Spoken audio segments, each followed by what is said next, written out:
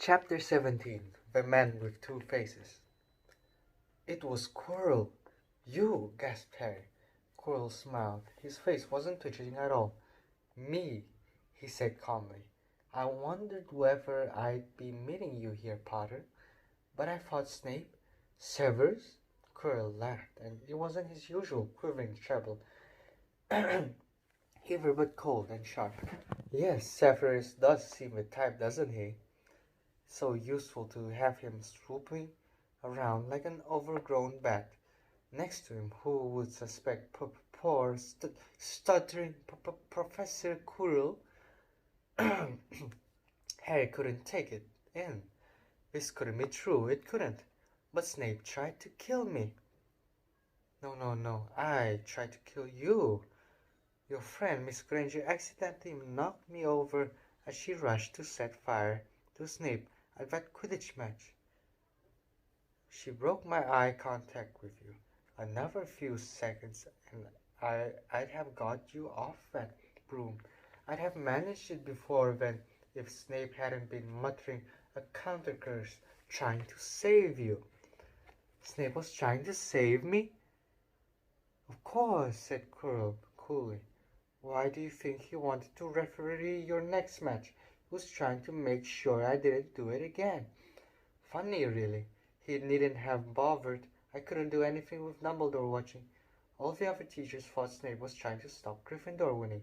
He did make himself unpopular, and what a waste of time, when after all I'm going to kill you tonight.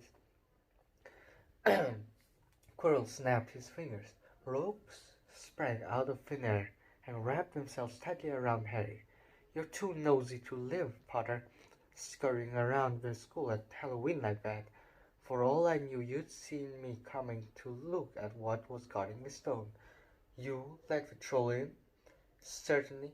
I have a special gift with trolls. You must have seen what I did to one in the chamber back there.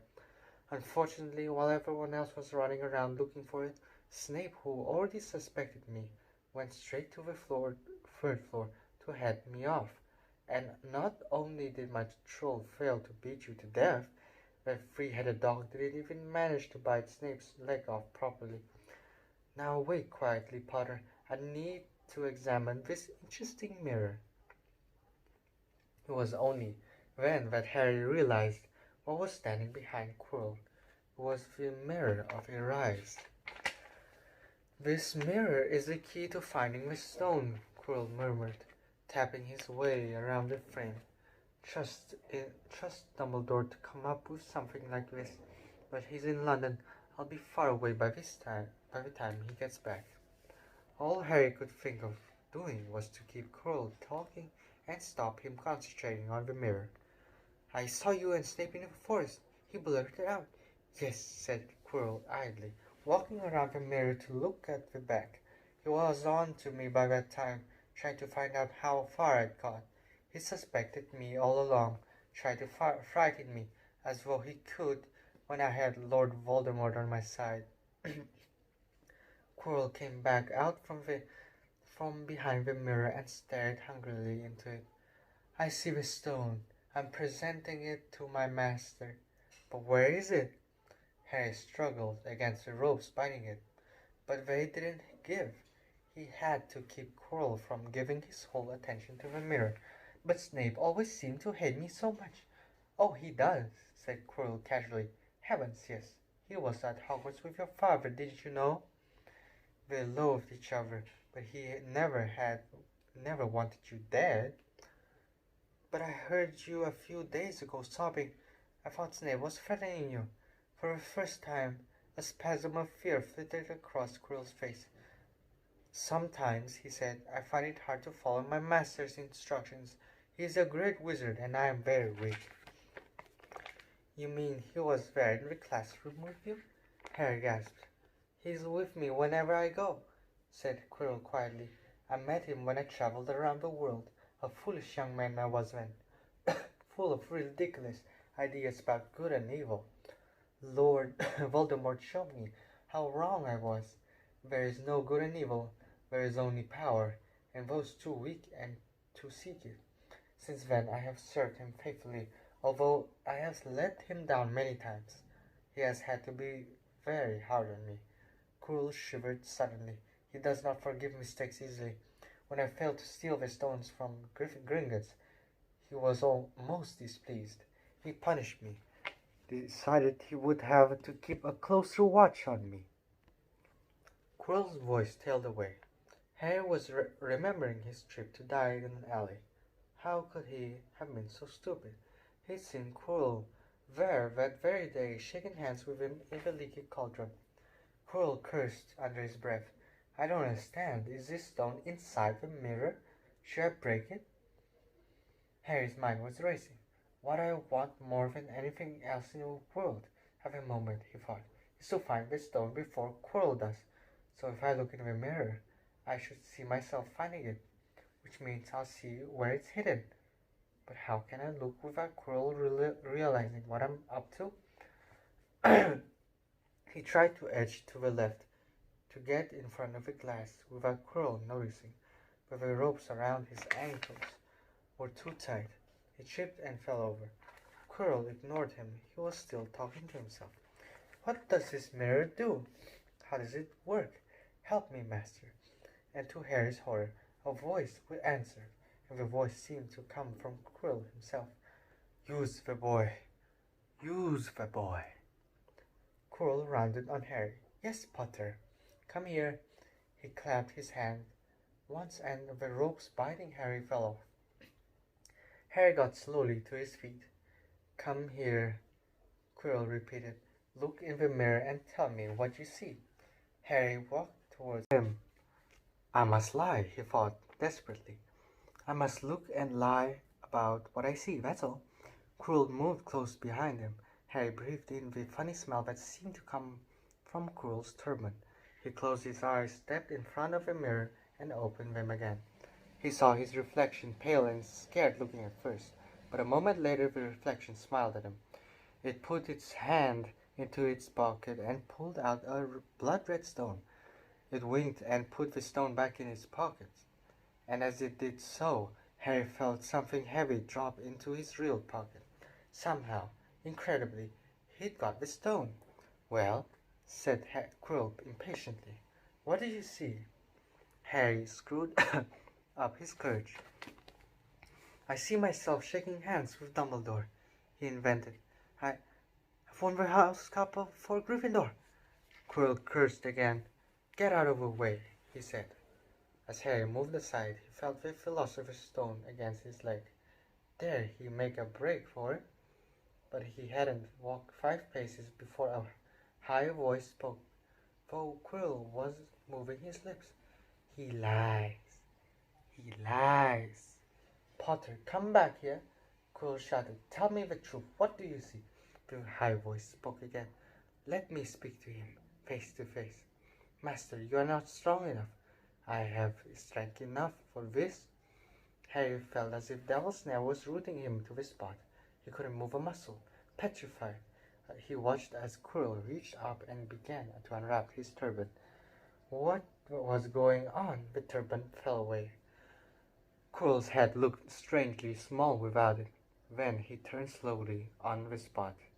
Harry would have screamed, but he couldn't make a sound. Where should have been a back to Quirrell's head, there was a face, the most terrible face Harry had ever seen. It was chalk white, with glaring red eyes, and slits for nostrils like a snake. Harry Potter, it whispered. Harry tried to take a step backwards, but his legs wouldn't move. See what I have become, the face said. Mere shadow and vapor. I have form only when I can share another's body, but there have always been those willing to let me into their minds and hearts. Unicorn blood has strengthened me these past weeks. You saw faithful Quirrell drinking it for me in the forest, and once I have the elixir of life, I will be able to create a body of my own. Now, why don't you give me the stone in your pocket? So he knew. The feeling suddenly surged back into Harry's legs. He stumbled backwards. Don't be a fool, snarled her face. Better save your own life and join me, or you'll meet the same ends as your parents. They died begging me for mercy. Liar! Harry shouted suddenly. Quirrell was walking backwards at him, so that Voldemort could see him. The evil face was now smiling. How touching, it hissed. It was I always value bravery. Yes, boy, your parents were brave. I killed your father first, and he put up a courageous fight. But your mother needn't have died. She was trying to protect you. Now give me the stone, unless you want her to have died in vain. Never! Harry sprang towards the flame door, but Voldemort screamed, "Seize him!" And next second, Harry felt Quirrell's hand close on his wrist. At once, a needle-sharp pain seared across Harry's scar. His head felt as though it was about to split in two. He yelled, struggling with all his might, and to his surprise, Quirrell let go of him. The pain in his head lessened. He looked around wildly to see where Quirrell had gone, and saw him hunched in pain, looking at his fingers. They were blistering before his eyes. "Seize him! Seize him!"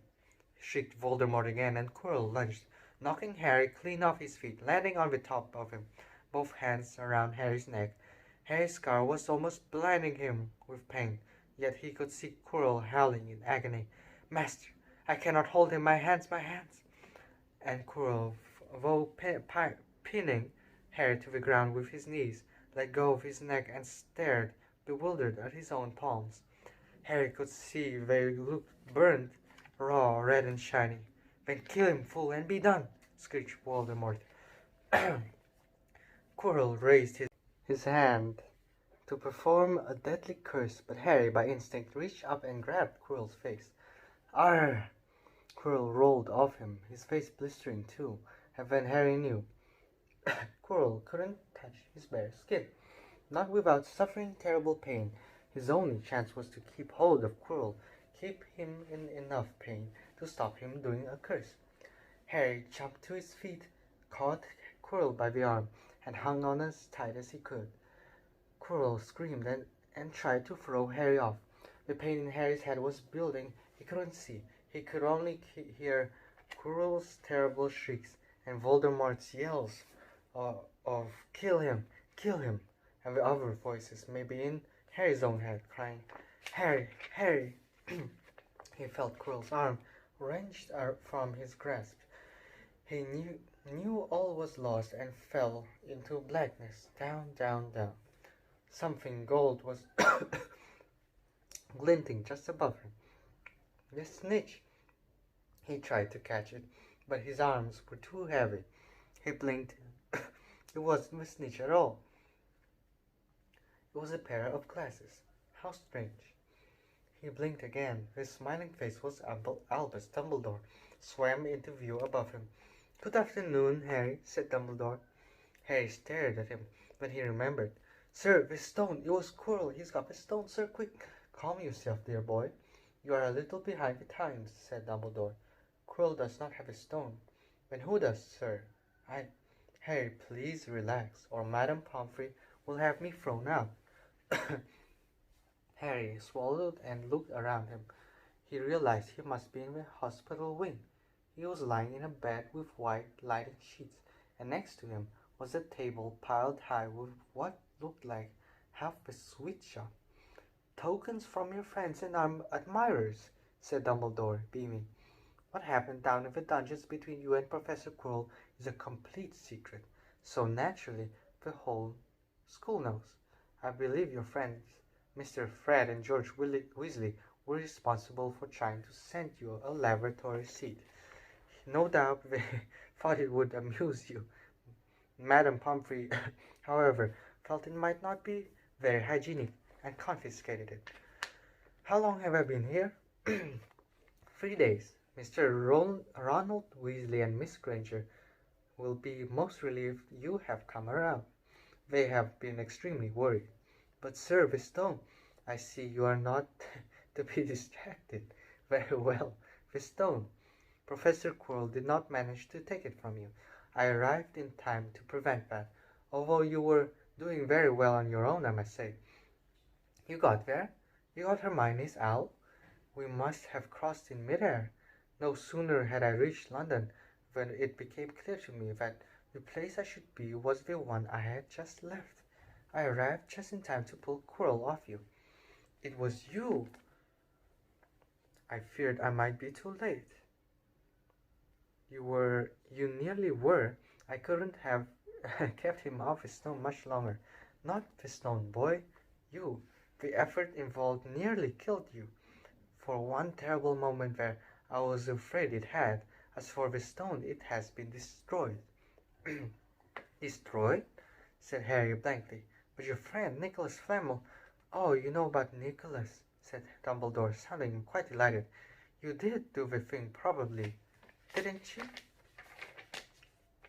Well, Nicholas and I have had a little chat and agreed it's all for the best. But that means he and his wife will die, won't they? They have enough elixir stored to set their affairs in order, and then, yes, they will die.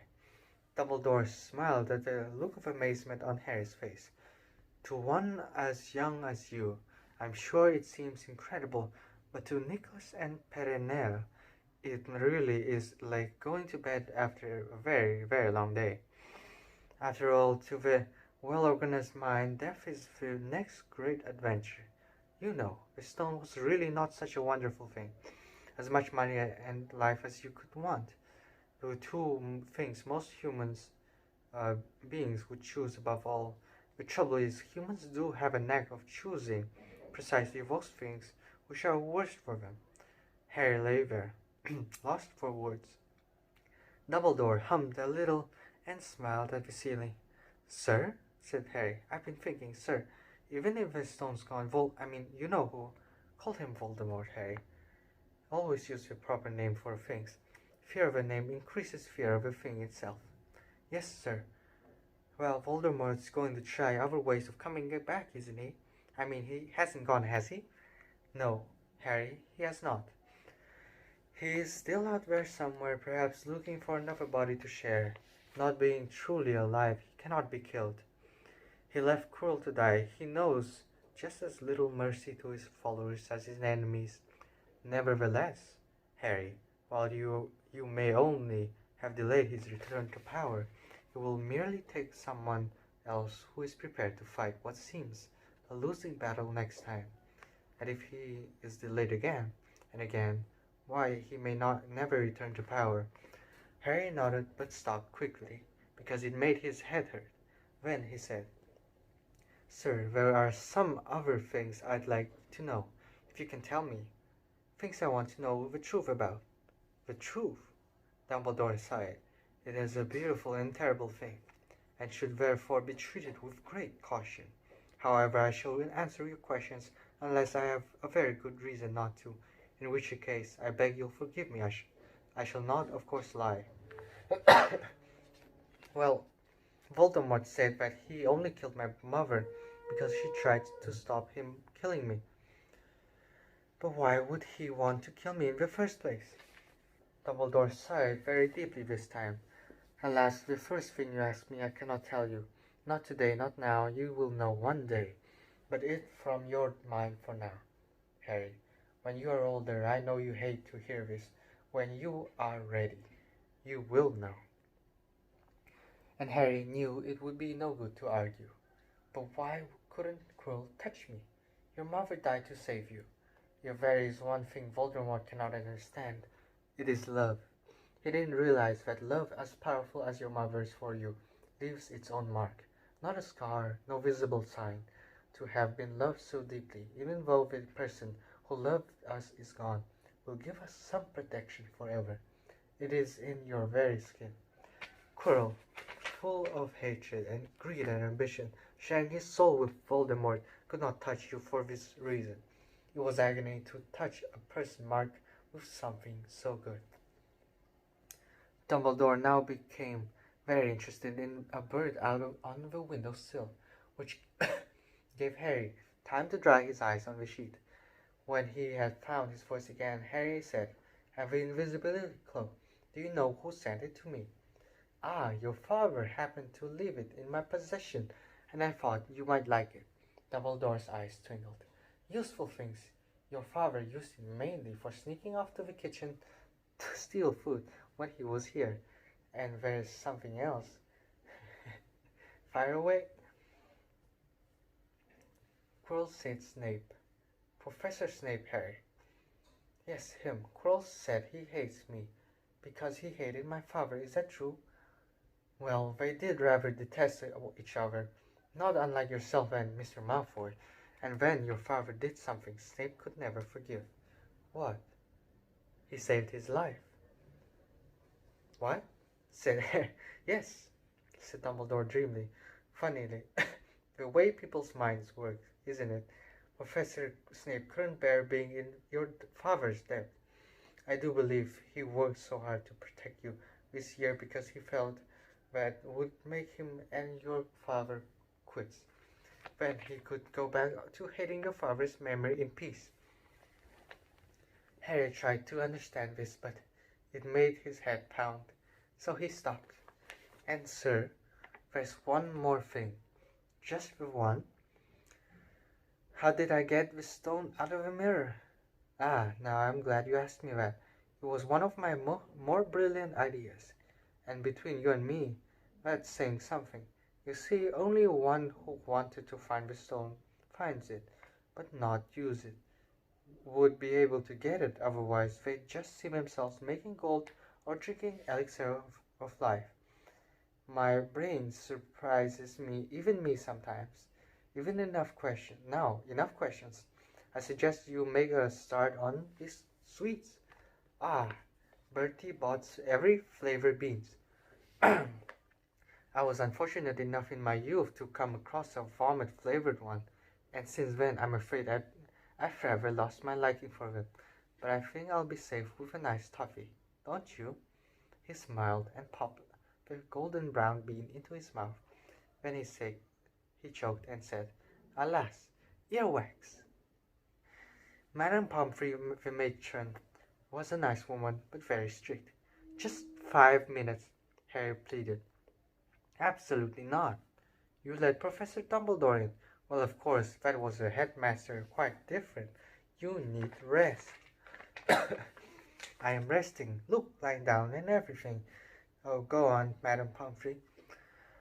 Oh, very well, she said, but 5 minutes only. And she let Ron and Hermione in. Harry!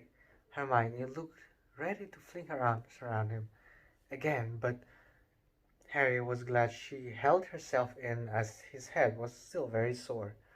Oh, Harry, we were sure we were going to. Dumbledore was so worried. The whole school's talking about it, said Ron. What really happened? It was one of those rare occasions when the true story is even more strange and exciting than the wild rumors. Harry told them everything. Quirrell, the mirror, the stone, and Voldemort. Ron and Hermione were a very good audience. They gasped in all the right places, and when Harry told them what was under Quirrell's turban, Hermione screamed out loud. So the stone's gone, said Ron finally. Flamel's just going to die? That's what I said, but Dumbledore thinks that, what was it? To the well-organized mind, death is but the next great adventure. I always said he was off his rocker, said Ron, looking quite impressed at how mad his hero was. So what happened to you two? Said Harry. Well, I got back all right, said Hermione. I brought Ron around. That took a while. And we were dashing up to the Owlery to contact Dumbledore. When we met him in the entrance hall, he already knew. He just said, Harry's gone after him, hasn't he? And hurled off to the third floor. Do you think he meant you to do it? Said Ron, setting you your father's cloak and everything? Well, Hermione exploded. If he did, I mean to say.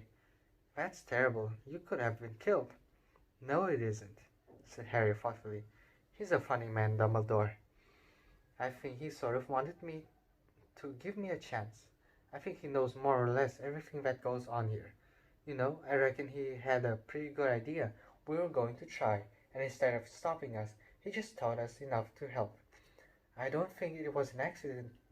He let me find out how the mirror worked.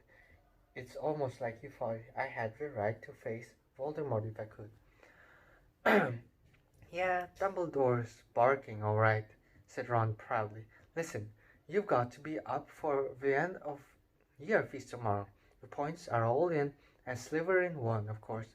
You missed the last Quidditch match. We were steamrolled by a Ravenclaw without you, but we're probably good. At that moment, Madame Pomfrey bustled over. You've had nearly 15 minutes, now out, she said firmly. After a good night's sleep, Harry felt nearly back to normal. I want to go to the feast, he told Madame Pomfrey as she straightened his many sweet boxes. I can, can't I? Professor Dumbledore says you are to be allowed to go, she said sniffily, as though, in her opinion, Professor Dumbledore didn't realize how risky a feast could be. And you have another visitor. Oh, good. Who is it? Hagrid sidled through the door as he spoke. As usual, when he was indoors, Hagrid looked too big to be allowed. He sat down next to Harry, took one short look at him, and burst into tears. It's all my ruddy fault, he sobbed, his face in his hands. I told the devil how to get past Fluffy. I told him it was the only thing he didn't know, and I told him he could have died, all for a dragon egg. I'll never drink again. I should be chucked out and made to live as a muggle. Hagrid, said Harry, shocked to see Hagrid shaking with grief and remorse. Great tears leaking down into his beard. Hagrid, he'd have found out somehow. This is Voldemort we're talking about. He'd have found out even if you hadn't told him. You could have died, sobbed Hagrid. And don't say the name. Voldemort, Harry bellowed. And Hagrid was so shocked he stopped crying. I've met him and I'm calling him by his name. Please cheer up, Hagrid. We saved this stone. It's gone. He can't use it. Have a chocolate frog. I've got loads. Hagrid wiped his nose on the back of his hand and said, That reminds me, I've got you a present. It's not a stone sandwich, is it? Said Harry anxiously, and at last Hagrid gave him a weak chuckle. Nah, Dumbledore gave me the day off yesterday to fix it. Of course, he should have sacked me instead. Anyway, got you this. It seemed to be a handsome leather-covered book. Harry opened it curiously. It was full of wizard photographs. Smiling and waving at him from every page were his mother and father. Send owls off to all your parents' old school friends asking for photos. Knew you didn't have any. Do you like it? Harry couldn't speak, but Hagrid understood. Harry, who made his way down to the end of year feast alone that night. He had been held up by Madame Pomfrey's fussing about, insisting on giving him one last checkup, so the great hall was already full. It was decked out in the Slytherin colors of green and silver to celebrate Slytherin's winning the House Cup for the 7th year in a row. A huge banner showing the Slytherin serpent covered the wall behind the high table. When Harry walked in there was a sudden hush, and then everybody started talking loudly at once. He slipped into a seat between Ron and Hermione at the Gryffindor table and tried to ignore the fact that people were standing up to look at him. Fortunately, Dumbledore arrived moments later. The babble died away. Another year gone, Dumbledore said cheerfully, and I must trouble you with an old man's wheezing waffle before we sink our teeth into our delicious feast. What a year it has been! Hopefully your heads are all a little fuller than they were. You have the whole summer ahead to get them nice and empty before next year starts. Now, as I understand it, the House Cup here needs awarding, and the points stand thus. In 4th place, Gryffindor, with 312 points. In 3rd, Hufflepuff, with 352. Ravenclaw have 426, and Slytherin 472. A storm of cheering and stamping broke out from the Slytherin table. Harry could see Draco Malfoy banging his goblet on the table. It was a sickening sight. Yes, yes, well done, Slytherin, said Dumbledore. However, recent events must have be taken into account. The room went very still. The Slytherin smiles faded a little. Ahem, said Dumbledore. I have a few last-minute points to dish out. Let me see. Yes, first to Mr. Ronald Weasley. Ron went purple in the face. He looked like a radish with pet sunburn. For the best played game of chess Hogwarts had seen in many years, I award Gryffindor House 50 points. Gryffindor cheers nearly raised the bewitched ceiling. The stars overhead seemed to quiver. Percy could be heard telling the other prefects, "My brother, you know, my youngest brother, got past McGonagall's giant chess set." At last there was silence again. Second, to Miss Hermione Granger, for the use of cool logic in the face of fire, I award Gryffindor House 50 points.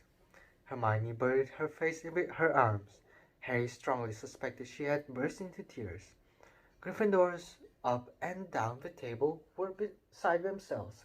They were 100 points up. Third, to Mr. Harry Potter, said Dumbledore. The room went deadly silent, quiet. For pure nerve and outstanding courage, I award Gryffindor House 60 points. The din was deafening. Those who could add up while yelling themselves hoarse knew that Gryffindor now had 472 points, exactly the same as Slytherin. They had drawn for the House Cup. If only Dumbledore had given Harry just one more point. Harry raised his hand. The room gradually fell silent. "There are all kinds of courage," said Dumbledore, smiling. "It takes a great deal of bravery to stand up to our enemies, but just as much to stand up to our friends. I therefore award 10 points to Mr. Neville Longbottom." Someone standing outside the Great Hall might well have thought some sort of explosion had taken place. So loud was the noise that erupted from Gryffindor table. Harry, Ron, and Hermione stood up to yell and cheer as Neville, white with shock, disappeared under a pile of people hugging him. He had never won so much as a point for Gryffindor before. Harry, still cheering, nudged Ron in the ribs and pointed at Malfoy, who could have looked more stunned and horrified if he just had the body bind curse put on him. Which means Dumbledore called over the storm of applause, for even the Ravenclaw and Hufflepuff were celebrating the downfall of Slytherin. "We need a little change of decoration." He clapped his hands. In an instant, the green hangings became scarlet, and the silver became gold. The huge Slytherin serpent vanished, and a towering Gryffindor lion took its old place. Snape was shaking Professor McGonagall's head with a horrible forced smile. Oh God. He caught Harry's eye, and Harry knew at once that Snape's feelings towards him hadn't changed one jot. This didn't worry Harry. It seemed as though life would be back to normal next year, or as normal as it ever was at Hogwarts. It was the best evening of Harry's life, better than winning at Quidditch, or Christmas, or knocking out mountain trolls. He would never, ever forget tonight. Harry had almost forgotten that the exam's results were still to become they did. To their great surprise, both he and Ron passed with good marks. Hermione, of course, came top of the year. Even Neville scraped through his good herbology marks, making up for his abysmal potions one. They had hoped that Goyle, who was almost as stupid as he was mean, might be thrown out, but He passed too. Well, it was a shame, but as Ron said, you couldn't have everything in life. And suddenly, their wardrobes were empty, their trunks were packed. Neville's toad was found lurking in the corner of the toilets. Notes were handed out to all students warning them not to use magic over the holidays. I always hope they'll forget to give us these, said Fred Weasley sadly. Harry was there to take them down to the street, down to the fleet of boats that sailed across the lake. They were boarding the Hogwarts Express, talking and laughing as the countryside became greenier and tidier, eating Bertie Bott's every flavor beads as they sped past Muggle towns, pulling off their wizard robes and putting on jackets and coats, pulling into platform 9 3/4 at King's Cross Station. It took quite a while for them all to get off the platform. A wizened old guard was up by the ticket bearer, letting them go through the gate in 2s and 3s so they didn't attract attention by all bursting out of a solid wall at once and alarming the Muggles. "You must come and stay this summer," said Ron. "Both of you. I'll send you an owl." "Thanks," said Harry. "I'll need something to look forward to." People jostled them as they moved forwards towards the gateway, back to the Muggle world. Some of them called, "Bye, Harry. See you, Potter. Still famous," said Ron, grinning at him. "Not where I'm going, I promise you," said Harry. He, Ron, and Hermione passed through the gateway together. "There he is, Mum. There he is. Look." It was Ginny Weasley, Ron's younger sister, but she wasn't pointing at Ron. "Harry Potter," she squealed. "Look, Mum, I can see." "Be quiet, Ginny, and it's rude to point." Mrs. Weasley smiled down at them. "Busy here?" she said. "Very," said Harry. "Thanks for the fudge and the jumper, Mrs. Weasley." "Oh, it was nothing, dear." "Ready, are you?" It was Uncle Vernon, still purple-faced, still mustached, still looking furious at the nerve of Harry, carrying an owl in a cage in a station full of ordinary people. Behind him stood Aunt Petunia and Dudley, looking terrified at the sight of Harry. "You must be Harry's family," said Mrs. Weasley. "In a manner of speaking," said Uncle Vernon. "Hurry up, boy. We haven't got all day." He walked away. Harry hung back for a last word with Ron and Hermione. "See you over the summer then." "Hope you have a good holiday," said Hermione, looking uncertainly after Uncle Vernon's shock that anyone could be so unpleasant. "Oh, I will," said Harry, and they were surprised at the grin that was spreading over his face.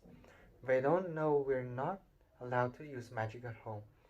I'm going to have a lot of fun with Dudley this summer." The end of Harry Potter, the Philosopher's Stone. Glad you enjoyed the narration. If you haven't watched this, it's a long, long narration. And I finally did it. I finally finished it. Yeah. Bye-bye.